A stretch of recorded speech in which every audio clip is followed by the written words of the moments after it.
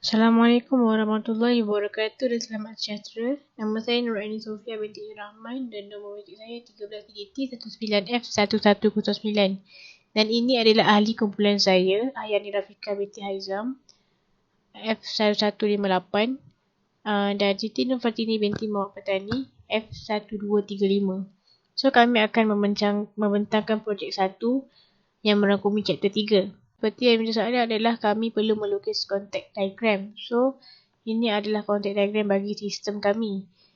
Kami mempunyai 4 internal entity iaitu teacher, student, parent dan officer. Dan satu proses serta data flow bagi 4 internal entity berikut.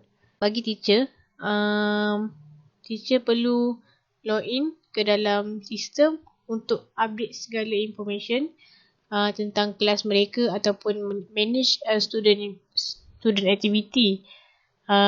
Contohnya mereka memasukkan aktiviti untuk student seperti kerja sekolah melalui sistem berikut. Kemudian sistem akan memaparkan information kepada teachers tentang maklumat pelajar,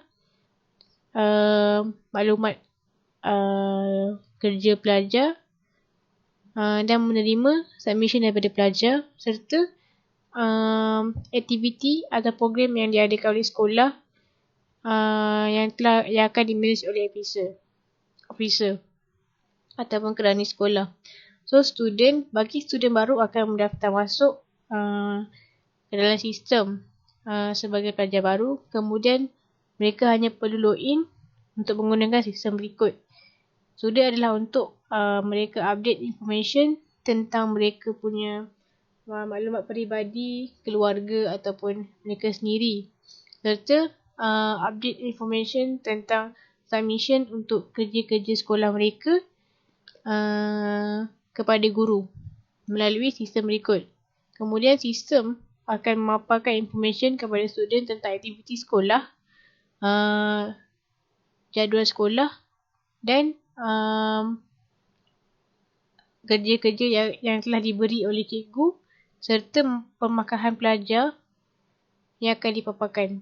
Kemudian bagi parents, ibu bapa pelajar, mereka juga perlu mendaftar masuk sebagai pengguna baru ke dalam sistem. Kemudian mereka hanya perlu masuk login untuk menggunakan sistem.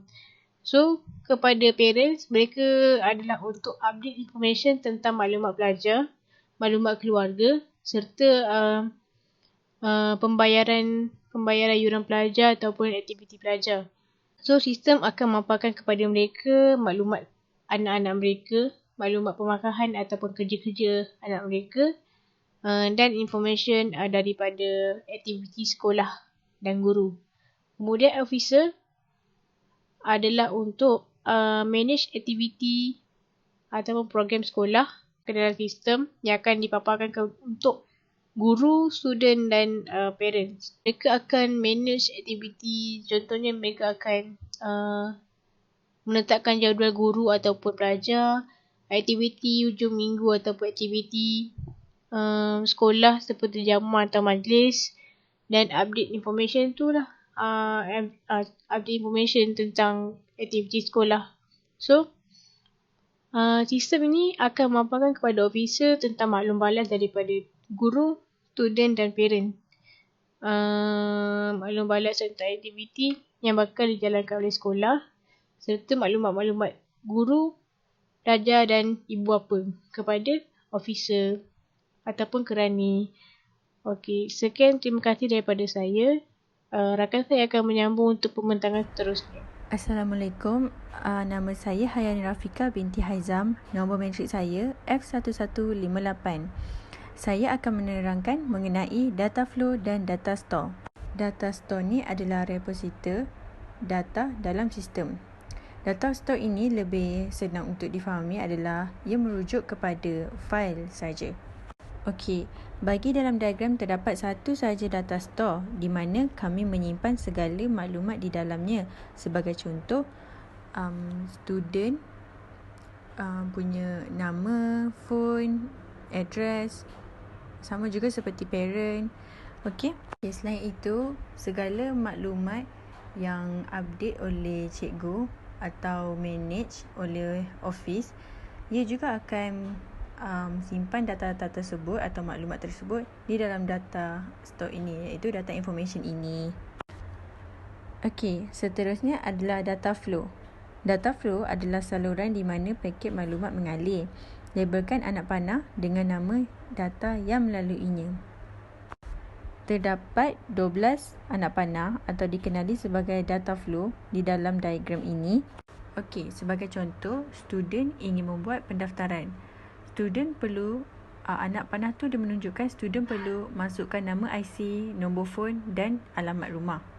Sebagai contoh yang lain, student ingin login sistem ini. Anak panah itu menunjukkan student hanya perlu masukkan username dan password. Okey, untuk anak panah cikgu ni pula, cikgu ni sebelum dia update information, anak panah tu dia menunjukkan cikgu akan manage aktiviti atau program. Okay, sebagai contoh, cikgu memberi kerja sekolah ke membuat program aktiviti. Dan untuk yang office pula, anak panah tu dia menunjukkan office pun akan manage information tersebut. Okey, anak panah yang display result pula, dia akan menunjukkan selepas apa yang telah update oleh cikgu atau office, dia akan display result kepada student. Okey, itu sahaja daripada saya. Sekian, terima kasih.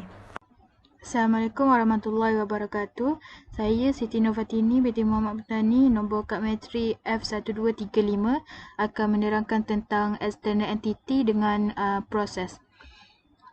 Okey, untuk external entity ni, dia terdiri daripada orang, pembahagian, organisasi lain, maklumat sistem lain ataupun sistem lain yang di luar batas sistem yang berinteraksi dengan sistem yang mencetus data ataupun penerima data. Simbol yang digunakan untuk external entity ni adalah segi empat tepat. Contohnya macam student, parent, teacher, officer ni. Lepas tu, external entity ni dia dilabelkan dengan kata nama tunggal yang menggambarkan peranan entiti tersebut. Contohnya macam student dengan parent ni, dia akan register maklumat mereka ke dalam sistem untuk mengakses di dalam data-data penting yang terdapat dalam sistem tersebut. Jika mereka telah register ke dalam sistem tersebut, kiranya mereka adalah sebahagian daripada sistem tersebut dan mereka boleh mengetahui segala info-info penting dalam sistem tersebut. Contoh lain yang kita boleh tengok kat sini adalah guru. Guru ni dia mengemaskini maklumat-maklumat peribadi pelajar dan sekaligus menguruskan hal-hal ehwal pelajar. Manakala officer ni pula, dia ditugaskan untuk mengatur segala aktiviti ataupun program yang akan berlaku di sekolah ke dalam sistem untuk menjadi bahan rujukan kepada semua pengguna sistem. Jadi, semua pengguna sistem ni akan sentiasa mengetahui segala info-info terkini yang berlaku kat sekolah ni. Dia akan up to date dengan segala yang berlaku kat sekolah ni sebab officer ni dah update, dah keluarkan kenyataan apa yang akan berlaku, apa yang sedang berlaku di sekolah.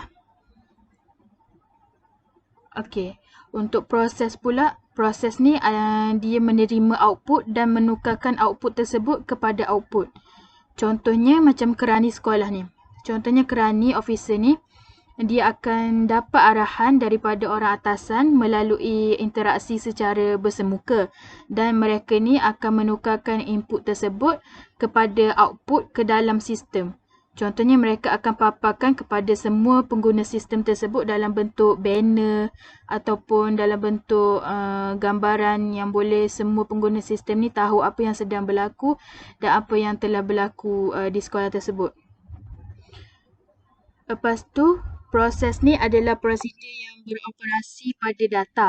Dia mengumpul, menyusun, memilih, meringkaskan, menganalisis dan melaporkan adalah operasi biasa yang berkaitan dengan manipulasi data. Ianya tu pula dikenali sebagai transform.